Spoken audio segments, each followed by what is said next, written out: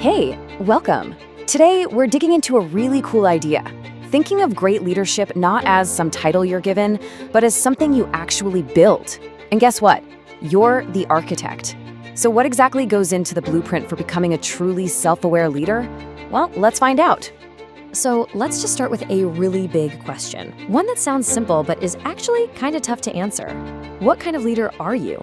I'm not talking about your job title. I mean, what really defines your style? It's a question most of us just don't stop to think about. But you know what? It's the absolute foundation for becoming the leader you truly want to be.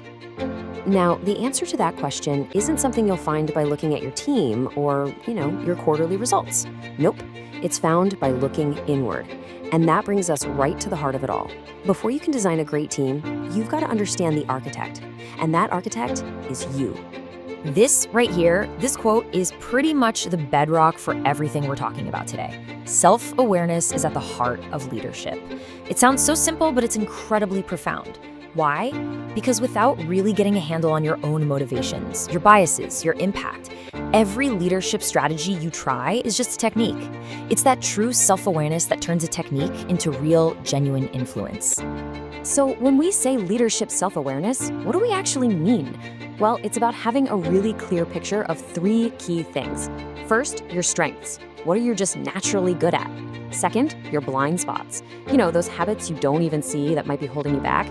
And third, your preferred approaches. What are your go-to default settings when it comes to guiding other people? Okay, so if self-awareness is the goal, how in the world do we get there? This is where we stop talking theory and start getting practical. We need to create a blueprint of our very own leadership style. I mean, think about it. No architect would ever start building without a plan, right? You shouldn't either. In that process really comes down to three key steps. First, you start with some kind of personality profiling. Now, this isn't about putting yourself in a box, it's more like getting an X-ray of your internal wiring. For instance, maybe a profile shows you have a really high preference for data-driven decisions. The second step then is to link that trait to your actual behavior. So, do you find yourself shutting down creative ideas if they don't have numbers to back them up? See? And finally, all of this leads to a much deeper understanding. It connects the what, your traits, with the why behind your actions as a leader. So once you have that blueprint in hand, you can finally start to read the plans. And this is where those aha moments happen. You'll start to see the really strong support columns in your leadership style, but you're also going to see the areas that might need a little reinforcement. We're talking about your strengths and your blind spots. And you can think of it like this. Your strengths are the things that just feel effortless. They actually give you energy. Your blind spots are the total opposite. They're those hidden habits that can drain your energy and really limit your impact. And the big insight here is that great leadership isn't about having zero blind spots. That's impossible.